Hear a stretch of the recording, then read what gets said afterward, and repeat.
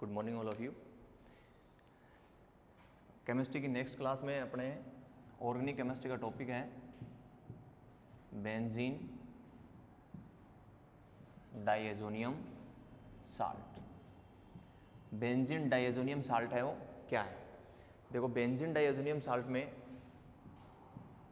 अपने पास फॉर्मूला है benzene ring, इसके ऊपर N2X, बेंजीन रिंग इसके ऊपर N2 और X। यहाँ पर बेंजीन वाला जो पार्ट है ये तो अपना है एरोमेटिक पार्ट, एरोमेटिक पार्ट या एरोमेटिक हाइड्रोकार्बन कह सकते हैं, और N डबल बॉन्ड N, इस ग्रुप को हम कहते हैं डाइएजो ग्रुप। और नेक्स्ट अपने पास X, यहाँ पर X का मतलब हेलोजन नहीं है, यहाँ पर X का मतलब हम क्या क्या ले सकते हैं? फ्लोरीन, क्लोरीन, क्लोरीन, ब्रोमीन, और उसके बाद हम ले सकते हैं यहाँ पर HSO4 माइनस और BF4। तो अपने पास यहाँ पर X की जगह क्लोरीन हो सकता है, ब्रोमीन हो सकता है, HSO4 हो सकता है और BF4 हो सकता है। यहाँ पर ये अपने पास एरोमेटिक ग्रुप है, एरोमेटिक हाइड्रोकार्बन है। N2 को हम कहते हैं डाइएजो ग्रुप और X की जगह क्लोरीन, ब्रोमीन, HSO4 माइनस और BF4 यूज करते हैं। तो यहाँ पर हम पढ़ें इसका नोमेनक्लेचर। एरोमेटिक पार्ट्स के बारे में हमने पढ़ लिया है, एरोमेटिसिटी क्या होती है, जो हक्कल के नियम का पालन करती है, जिसके हर कार्बन के ऊपर sp2 यानी कहने का मतलब उसकी प्लेनर उसकी स्ट्रक्चर होती है, और साथ साथ उसमें पाई इलेक्ट्रॉन है वो डीलोकलाइज होते रहते हैं, कहने का मतलब ट्रांसफ़र होते रहते हैं। अब अपने पास इसका नोमेनक्लेचर में आता है, जैसे अपने पास N2 के साथ में Cl आ जाए तब इसका हम नाम क्या लिखेंगे? तब हम इसका नाम लिखेंगे benzene diazonium, benzene diazonium chloride, benzene diazonium chloride. ठीक इसी प्रकार से अगर अपने पास Br आ जाएगा तो ब्रोमाइड हो जाएगा। नेक्स्ट अपने पास N2HSO4 आ जाए, N2HSO4, तब इसका जो नाम लिखेंगे वो लिखेंगे benzene diazonium, benzene diazonium hydrogen sulphate, hydrogen sulphate. तो बेंजीन डाइएजोनियम हाइड्रोजन सल्फेट हो जाएगा। नेक्स्ट अगर अपने पास BF4 आए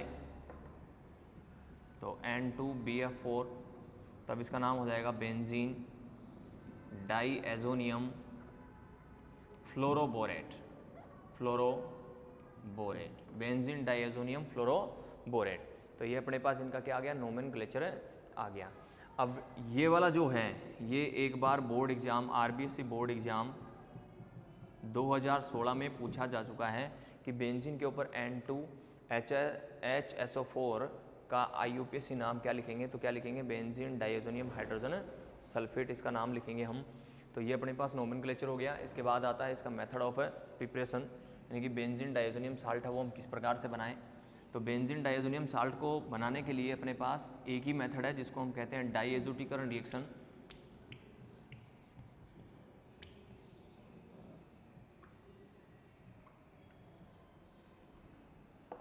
इसके मेथड ऑफ प्रिपरेशन में, मेथड ऑफ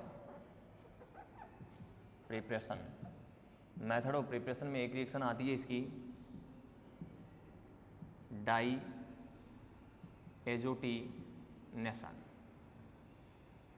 या हम कहते हैं डाइएजोटीकरण अभिक्रिया, एजोटीकरण अभिक्रिया। तो डाइएजोटीकरण अभिक्रिया अपनी क्या है, यानी कि डाइएजोटीनेशन अब क्या है? इस रिएक्शन में हम क्या लेते हैं? सबसे पहले एनिलीन लेते हैं, बेंजीन के ऊपर जुड़ा हुआ है N2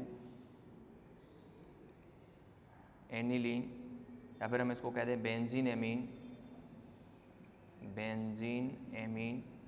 और यहाँ पर नाइट्रोजन के ऊपर लोन पेयर है, इसकी वजह से किस नेचर की होगी? बेसिक नेचर की होगी, यानी कि क्षारीय प्रकृति की होगी। और इसकी रिएक्शन अपने को करानी है दो तरीके से, इसकी रिएक्शन हम करवा सकते हैं। या तो हम इसकी रिएक्शन किसके साथ कराएं? NaN2 प्लस HX के कितने मोल ले लें? 2 मोल ले लें। या फिर हम NaN2 की रिएक्शन पहले HX के साथ करा दें, इससे जो प्रोडक्ट बने उसकी रिएक्शन किसके साथ करा दें? एनिलीन के साथ करवा दें। तो देखें, जब ये आपस में रिएक्शन करेंगे तो यहाँ से बाहर क्या निकल जाएगा? NaX बाहर निकल जाएगा और ये H इसके साथ जुड़ेगा तो प्रोडक्ट बनेगा HNO2 plus HX, HNO2 plus HX। HNO2 को हम क्या कहेंगे, नाइट्रस एसिड कहेंगे, नाइट्रस एसिड। और HNO3 जो होता है वो क्या कहलाता है, नाइट्रिक एसिड कहलाता है। तो नाइट्रस एसिड और नाइट्रिक एसिड में फ़र्क क्या है, नाइट्रिक एसिड का फॉर्मूला होता है HNO3 और नाइट्रस एसिड का फॉर्मूला होता है HNO2। यहाँ पर हमने इसको नाइट्रस कहा और वहाँ पर हमने उसको क्या कहा, नाइट्रिक कहा। उसका रीज़न क्या है, नाइट्रोजन की ऑक्सीडेशन नंबर है। यहाँ पर नाइट्रोजन का ऑक्सीडेशन नंबर जो है वो +5 है और यहाँ पर नाइट्रोजन का जो ऑक्सीडेशन नंबर है वो कितना है, +3 है।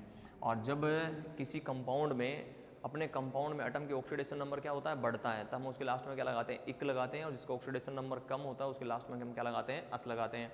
जैसे हम एग्जांपल लें, FeCl2 का नाम लिखें और FeCl3 का नाम लिखें, तो FeCl2 का जो नाम होगा वो तो क्या होगा, फेरस क्लोराइड होगा और FeCl3 का जो नाम होगा वो क्या होगा, फेरिक क्लोराइड होगा। तो यहाँ पर अपने पास क्या लेना है, अपने को नाइट्रस एसिड लेना है। तो नाइट्रस एसिड के साथ रिएक्शन करवा रहे हैं। नाइट्रस एसिड का फॉर्मूला हमने लिख लिया HNO2 प्लस HX के साथ इसकी रिएक्शन करवा रहे हैं।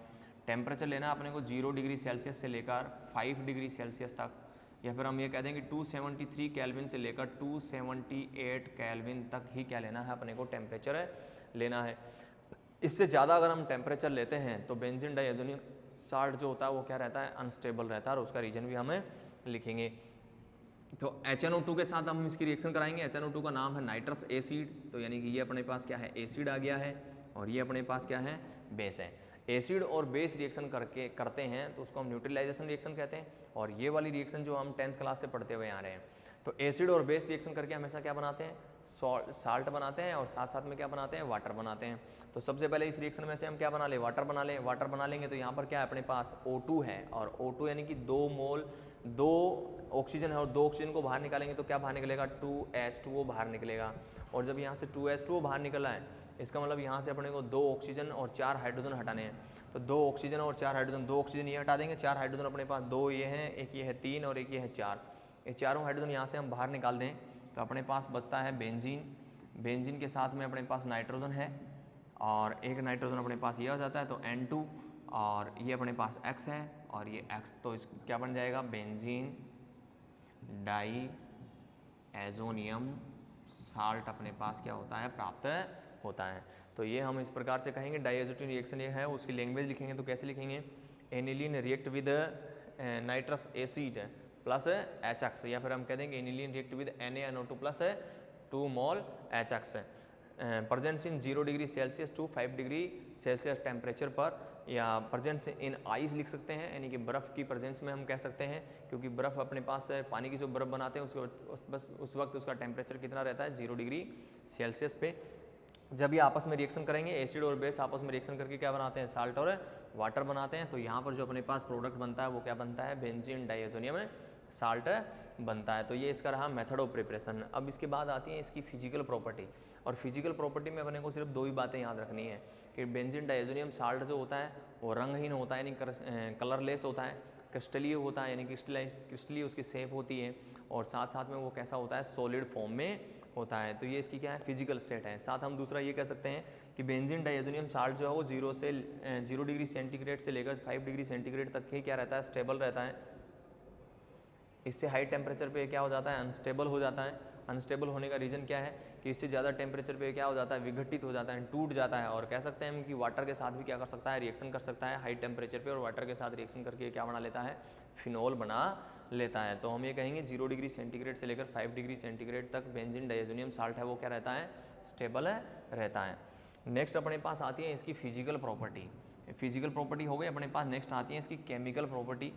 और केमिकल प्रॉपर्टी में कुछ रिएक्शंस हम एल्किल हैलाइड वाले चैप्टर में बेंजीन डाइएज़ोनियम साल्ट की पढ़ते हैं, जिससे हम कहें कि एरोमेटिक हैलाइड इसे बनाए जाते हैं।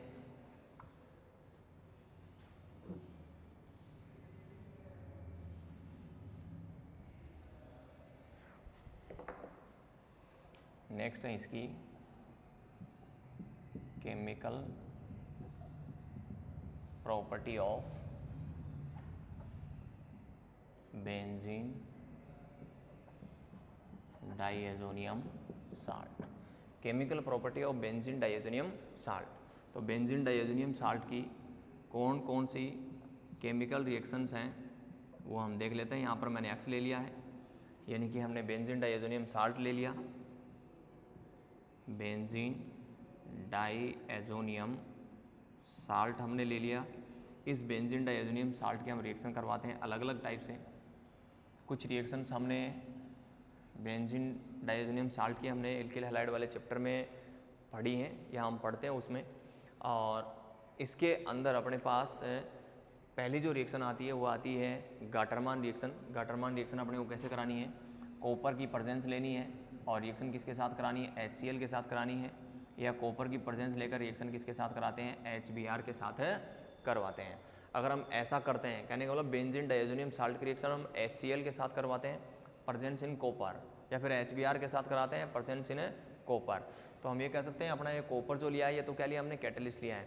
और वैसे भी इसके बारे में पहले जब भी हमने एल्डिहाइड वाला और कीटोन वाले चैप्टर पढ़ा उसमें हमने पढ़ा था कि जब भी Cu+2 आता है तब हम उसको कहते हैं फेलिंग रिएजेंट। फेलिंग रिएजेंट यानी टेस्ट में हम यूज़ करते हैं। Cu+1 जब आता है तब हम उसको कहते हैं कि ये सेंड मेयर रिएक्शन में यूज़ होता है, सेंड मेयर रिएक्शन। और Cu अकेला आता है तब वो हमेशा गाटरमान रिएक्शन में यूज होता है। तो Cu+2 फेलिंग रिएजेंट में यूज़ कर रहे हैं, Cu+1 सेंड मेयर रिएक्शन में यूज़ कर रहे हैं, और कॉपर जो है वो गाटरमान रिएक्शन में हम यूज कर रहे हैं। तो यहाँ पर हम बेंजीन डाइज़ोनियम साल्ट की रिएक्शन HCl या HBr के साथ करवाते हैं प्रेजेंस इन कॉपर। तो कॉपर की प्रेजेंस में करवाएंगे HCl के साथ। HCl को हम एक बार यहाँ लिख रहे हैं, यहाँ से X और यहाँ से H दोनों यहाँ से प्रोडक्ट के रूप में बाहर निकलेंगे, तो अपना पहला प्रोडक्ट बन गया HX। फिर यहाँ से नाइट्रोजन N2 टूटकर बाहर निकलेगा, तो यहाँ से बाहर निकल जाएगी N2 नाइट्रोजन गैस। तो अपने पास बचता है एरोमेटिक ग्रुप यानी बेंजीन, और बेंजीन के साथ में क्या बचता है, Cl।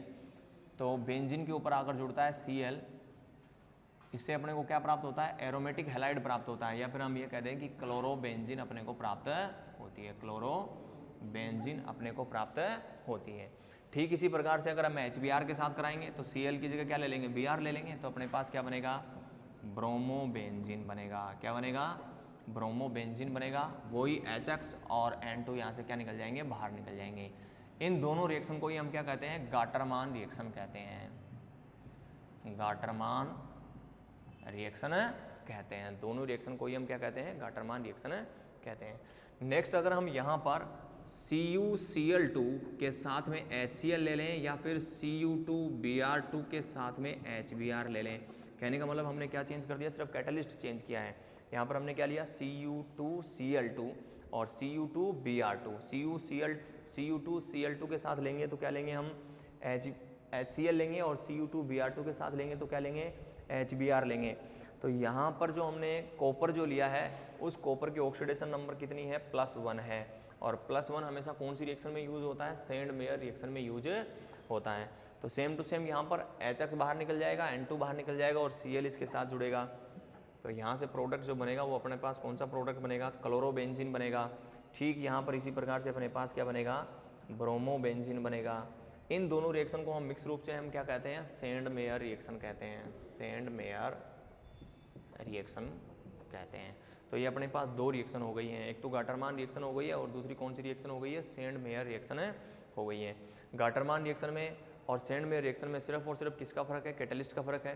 गाटरमान रिएक्शन में हम कॉपर यूज़ कर रहे हैं जहाँ पर कॉपर की ऑक्सीडेशन नंबर कितना है, 0 है, और यहाँ पर हम Cu2Cl2 यानी कि क्यूप्रस क्लोराइड यूज़ कर रहे हैं और क्यूप्रस ब्रोमाइड यूज़ कर रहे हैं, जहाँ पर कॉपर की ऑक्सीडेशन नंबर कितना है, +1 है।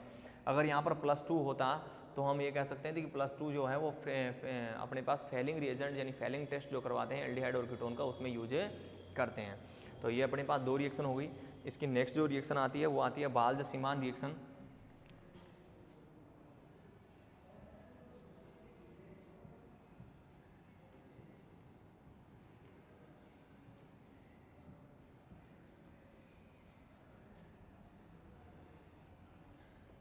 बेंज N2X की रिएक्शन अपने को करानी है HBF4 के साथ। जब हम HBF4 के साथ ये रिएक्शन कंप्लीट करवाते हैं तो यहाँ से HX,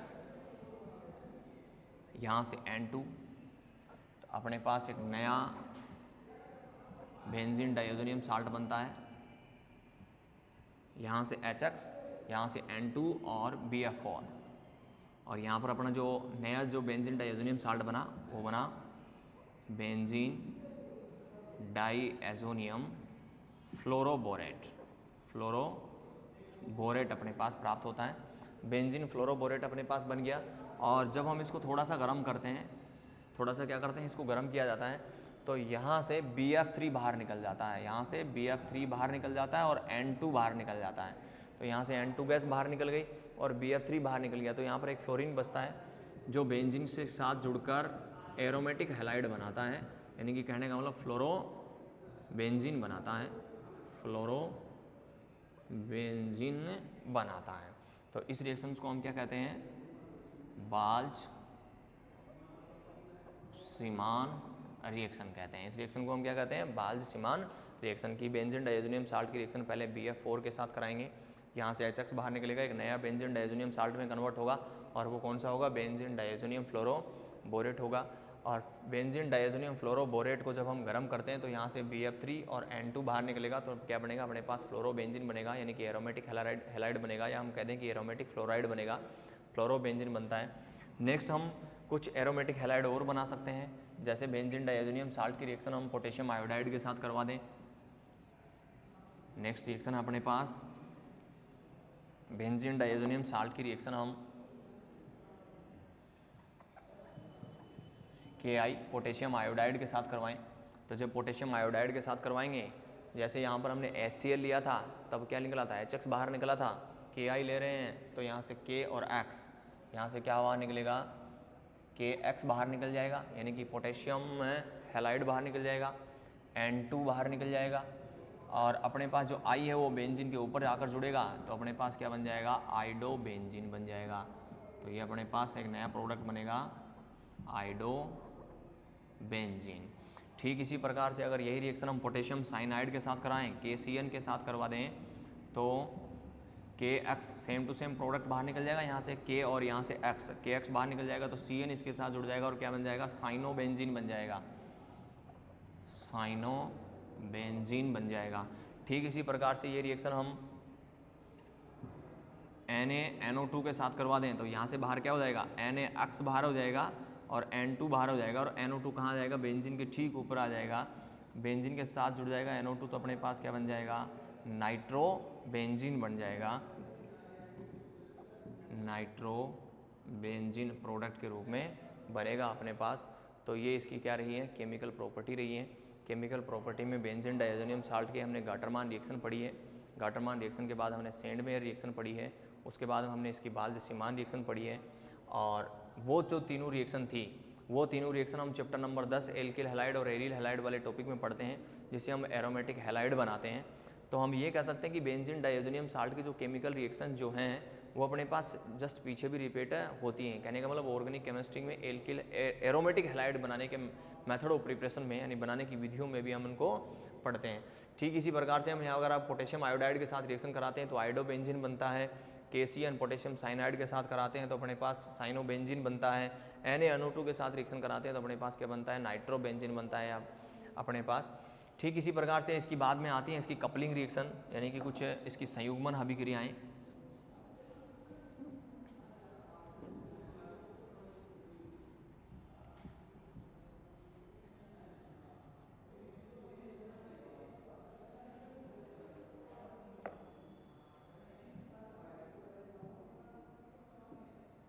कपलिंग रिएक्शन जिसको हम कहते हैं संयुग्मन अभिक्रियाएं।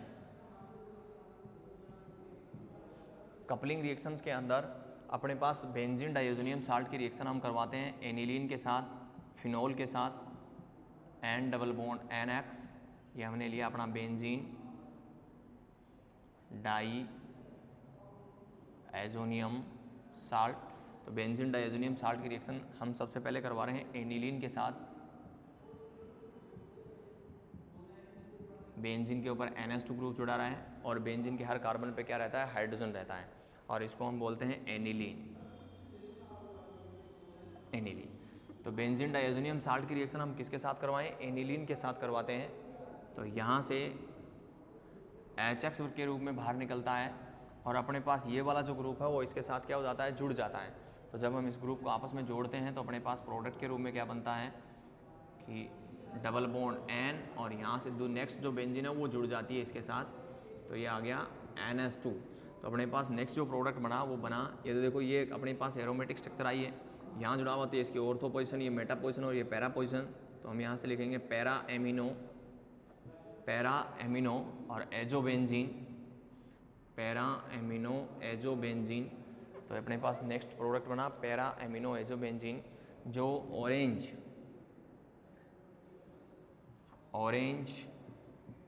डाई है, जो एक प्रकार से क्या है, ऑरेंज डाई है। ठीक इसी प्रकार से इसकी कपलिंग रिएक्शन में अगर यही रिएक्शन हम फिनोल के साथ करवा दें, फिनोल में बेंजीन के ऊपर क्या जुड़ा रहता है, OH जुड़ा रहता है। फिनोल के साथ कराएंगे, वही बेंजीन के हर कार्बन पे इसके क्या जुड़ा रहता है, हाइड्रोजन जुड़ा रहता है। तो यहाँ से X और यहाँ से H, दोनों HX के रूप में बाहर निकलेंगे, HX के रूप में बाहर निकल गया। और ये फिनोल है वो किससे जुड़ जाएगा, डाइएजो ग्रुप से जुड़ जाएगा इस प्रकार से, N डबल बॉन्ड N, और ये बेंजीन और बेंजीन की पैरा पोजिशन पे क्या रहा है, OH। तो यहाँ पर NH2 ग्रुप था, तब हमने इसको कहा था पैरा अमीनो एजोबेंजीन। वहाँ पर OH ग्रुप है तो हम इसको क्या कह देंगे, para hydroxy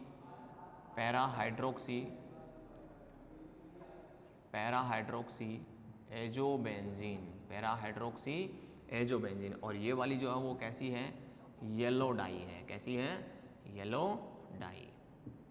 para hydroxy azobenzene yellow die और पैरा एमिनो एजोबेंजीन है वो क्या है, ऑरेंज डाई है। अगर यहाँ पर हम एनएन डाईमेथिल एनिलीन ले लें, एनएन डाईमेथिल एनिलीन, नाइट्रोजन के ऊपर CH3 ग्रुप और CH3 ग्रुप, तो हमने क्या ले लिया, एनएन डाईमेथिल, एन के ऊपर दो बार मेथिल ग्रुप जुड़ा हुआ, तो N N dimethyl aniline, N N dimethyl aniline या बेंजीन एमीन कहें। और इसके भी हर कार्बन पे क्या है, एक हाइड्रोजन जुड़ा हुआ है बेंजीन के। इसके साथ ये रिएक्शन कराएंगे तो यहाँ से X और यहाँ से H, HX के रूप में बाहर निकलेगा और ये इसके साथ जुड़ जाएगा। तो जुड़ेगा तब कैसा प्रोडक्ट बनेगा अपने पास, N डबल बॉन्ड N, ये बेंजीन और यहाँ पर N और इस N से क्या जुड़े हुए हैं, दो मेथिल ग्रुप जुड़े हुए हैं। तो यहाँ पर भी वही आ जाएगा, पैरा पोजीशन के ऊपर NN dimethyl azobenzene, para position के ऊपर NN डाईमेथिल एजोबेंजीन अपने पास क्या बनने वाला है, एक नेक्स्ट कंपाउंड बनने वाला है जो बटर लाइक येलो डाई बनाता है, जो butter like yellow die, butter like yellow die बनाता है, यानी कि मक्खन घी के जैसी अपने पास येलो कलर की क्या बनती है, डाई बनती है। तो ये इसकी कौन सी रिएक्शन रही, कपलिंग रिएक्शन रही। कपलिंग रिएक्शन में सबसे पहले हमने किसके साथ कराई, एनिलीन के साथ कराई, जिससे अपने पास बनता है पैरा अमीनो एजोबेंजीन जो ऑरेंज डाई थी। फिर हमने फिनोल के साथ कराई, तब अपने पास बना पैरा हाइड्रोक्सी एजोबेंजीन जो एक प्रकार से येलो डाई थी। नेक्स्ट हमने जो करवाई, जो कपलिंग रिएक्शन वो करवाई थी हमने NN डाईमेथिल एनिलीन के साथ, तब अपने को बेटर लाइक येलो डाई प्राप्त होती है। तो ये अपने पास बेंजीन डाइएजोनियम साल्ट की क्या रही, केमिकल प्रॉपर्टी रही। अब बेंजीन डाइएजोनियम साल्ट के ऊपर एक इंपॉर्टेंट क्वेश्चन आता है, और क्वेश्चन क्या रहता है कि एरोमेटिक बेंजीन डाइएजोनियम साल्ट जो है वो क्या रहता है, स्टेबल रहता है, जबकि एलिफेटिक डाइएजोनियम साल्ट जो होता है वो क्या होता है, अनस्टेबल होता है। तो क्यों होता है ऐसा, तो अपने पास नेक्स्ट एक क्वेश्चन बनता है, इंपॉर्टेंट क्वेश्चन इसके ऊपर।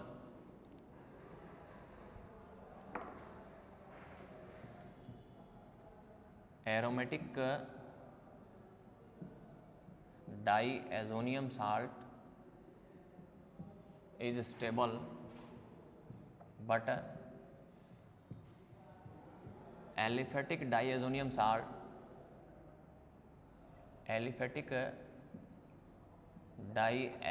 salt is unstable. Why?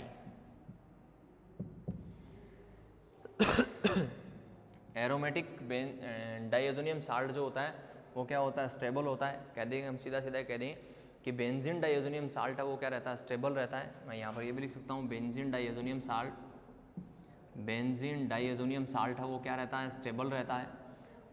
बल्कि एलिफेटिक डाइएजोनियम साल्ट, मैं इसका फॉर्मूला लिख देता हूँ RN2X, यानी कि एल्किल डाइएजोनियम साल्ट है वो क्या रहता है, अनस्टेबल रहता है, यानी अस्थायी होता है। क्यों होता है, तो सीधा हम क्या लिखेंगे कि एरोमेटिक डायज़ोनियम साल्ट है वो क्या शो करता है, रेजोनेंस इफेक्ट शो करता है, और रेजोनेंस इफेक्ट शो करने की वजह से वो क्या रहता है, स्टेबल रहता है, जबकि एलिफेटिक डायज़ोनियम साल्ट जो है वो रेजोनेंस इफेक्ट शो नहीं करता, और रेजोनेंस इफेक्ट शो नहीं करने की वजह से वो क्या रहता है, अनस्टेबल रहता है। तो सीधा सीधा आंसर क्या लिखेंगे हम, benzene diazonium salt is show resonance effect so stable in nature but aliphatic diazonium salt can not show resonance effect show unstable in nature.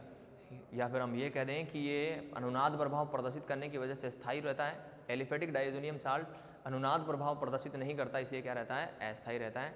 तो ये तो रहा अपना benzene diazonium salt. Next part में हम इस यूरिया का डिस्कस करेंगे।